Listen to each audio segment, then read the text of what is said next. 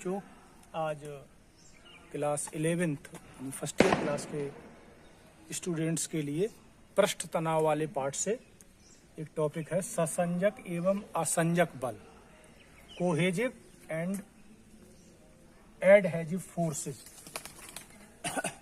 तो देखिए, सब लोग जानते हैं कि प्रत्येक पदार्थ में अणु एक दूसरे पर बल लगाते हैं, जिसे अंतरा अणुक बल इंटरमालिकुलर फोर्स कहते हैं।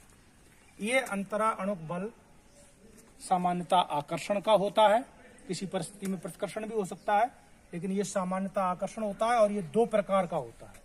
पहला प्रकार है ससंजक बल, कोहेजिव फोर्स। ये ससंजक बल क्या होते हैं? एक ही पदार्थ के अणुओं के मध्य लगने वाले आकर्षण बल को ससंजक बल कहते हैं। इस बल का मान पदार्थ पर निर्भर करता है। एक ही प्रकार के, माने जैसे जल के अणुओं के बीच जो बल लगता है उसे ससंजक बल कहते हैं, ठीक है। पारे के अणुओं के बीच जो आपस में बल लगता है वो ससंजक बल है। इस कारण ही जल की एक बूंद बन जाती है, जल की बूंद बन जाती है, क्योंकि जल के अणुओं में आकर्षण लगता है तो वो बूंद का आकार ले लेते हैं, ठीक है।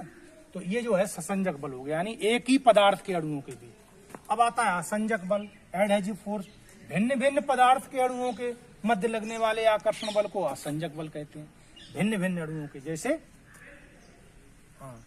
असंजक बल कहते हैं। उसका उदाहरण है कि असंजक बल के कारण ही ईंट सीमेंट से जुड़ जाती है, सीमेंट से ईंट को जोड़ देते हैं, या फेविकोल से लकड़ी को जोड़ देते हैं। तो फेविकोल और लकड़ी के अणुओं के बीच में असंजक बल लगता है, जो कि ज्यादा होता है, तो एकदम फेविकोल से लकड़ी चिपक जाती है, ठीक है। तो असंजक बल के कारण ही ईंट सीमेंट से जुड़ जाती है, लकड़ी के दो टुकड़े फेविकोल से जुड़ जाते हैं। इस तरह से जो है ये होता है असंजक बल, ठीक है। और जब हम लिखते हैं कागज पर तो हमारी जो स्याही होती है, स्याही के जो अणु हैं वो कागज के अणुओं से जुड़ जाते हैं, ये असंजक बल है, ठीक है। और अगर कागज चिकना हो जाता है तो चिकना कागज हो जाने पर क्या होता है? स्याही कागज पे नहीं चलती है। इसका मतलब है चिकने कागज और स्याही के अणुओं के बीच में असंजक बल कम हो जाता है, ठीक है। तो ये असंजक बल हो गया।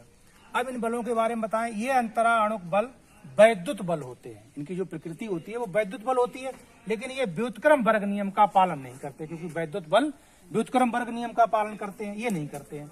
अणुओं के मध्य अधिकतम दूरी, जैसे अणु के बीच की जो दूरी है वो 10⁻⁹ मीटर, ठीक है, 9 मीटर, जिस पर उनके मध्य आकर्षण बल कार्य करता है, आणविक परास कहलाती है, मालिकुलर रेंज, कि जिसमें आकर्षण बल कार्य करता है। 10⁻⁹ मीटर इसका मान होता है। नोट, अणुओं के अति समीप 10⁻⁻10 मीटर तक, 10 मीटर से कम दूरी पर, यानी 10⁻⁹ से लेके 10⁻10 तक तो आकर्षण रहेगा। लेकिन अगर हम ज्यादा कम कर दे दूरी, अणुओं को बहुत पास पास ले आए, तो उसमें आणविक बल कैसा हो जाता है? प्रतिकर्षण का हो जाता है। क्योंकि जो पदार्थ होते हैं, पदार्थ के अणुओं का इस तरीके से व्यवहार होता है जैसे एक स्प्रिंग का व्यवहार होता है, कि जैसे अणु एक दूसरे से स्प्रिंग की भांति जुड़े हुए हैं, कि स्प्रिंग को अगर खींचो तो आकर्षण लगता है और दबाओ तो प्रतिकर्षण लगता है। तो ये 10⁻10 मीटर से कम दूरी होती है अणुओं के बीच की, तो इनके बीच में प्रतिकर्षण का बल हो जाता है, यानी दूर दूर हटना चाहते हैं अणु, ठीक है। अब इस असंजक और ससंजक बल का एक उदाहरण है जो अक्सर परीक्षा में पूछा जाता है, कि जल कांच को भिगोता है जबकि पारा कांच को नहीं भिगोता है। अगर जल की बूंद कांच पे डाली जाती है, कांच की प्लेट पर, तो जल की बूंद कांच पे फैल जाती है और कांच गीला हो जाता है। जबकि पारे की बूंद डालो कांच पे तो वो बूंद के रूप में ही पारे की बूंद बनी रहती है, वो कांच पे फैलती नहीं है, यानी कांच को नहीं भिगोती है। इसका कारण भी असंजक और ससंजक बल है। क्या? कि जल और कांच के अणुओं के बीच लगने वाला असंजक बल जल के अणुओं के बीच लगने वाले ससंजक बल से अधिक होता है। यानी जल और कांच के अणु जब संपर्क में आते हैं तो उनके बीच में एक असंजक बल जो लगता है वो ज्यादा होता है, किसके मुकाबले? जल के अपने अणुओं के बीच लगने वाले ससंजक बल से। तो वो ससंजक बल से ज्यादा है असंजक बल, इसलिए जल के अणु अलग होकर के कांच के अणुओं से चिपक जाते हैं। इसलिए जो है जिससे जल के अणु कांच के अणुओं से चिपक जाते हैं और जल कांच को भिगो देता है, कांच गीला हो जाता है। जबकि पारे के अणुओं के बीच लगने वाला ससंजक बल पारे और कांच के अणुओं के बीच लगने वाले असंजक बल से अधिक होता है। तो कांच के वो पारे के अणुओं के बीच में संसंजक बल ज्यादा होता है और पारे और कांच के बीच में असंजक बल कम होता है। तो पारे के अणु अलग होकर के कांच को नहीं भिगो पाते, वो आपस में मिले रहते हैं। अणुओं के बीच लगने वाला असंजक बल से अधिक होता है, जिससे कि पारे के अणु आपस में एक दूसरे से चिपके रहते हैं, तब पारा कांच को नहीं भिगोता। अब एक और उदाहरण दें कि जैसे मान लीजिए कांच की प्लेट है और कांच की प्लेट पर हम ग्रीस लगा दें या तेल लगा दें और फिर उसके ऊपर जल की बूंद डालें तो वो नहीं चिपकती कांच से। क्यों?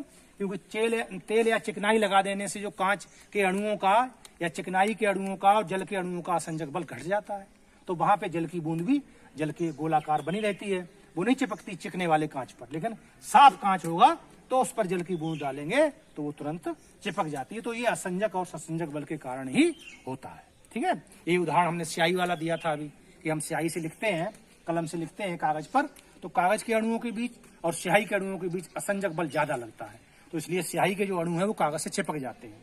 अगर कागज चिकना हो जाता है कभी कभी तो चिकने कागज पर हम नहीं लिख पाते, तो चिकने कागज पर क्या होता है कि असंजक बल घट जाता है, तो इसलिए उस पर नहीं लिख पाते।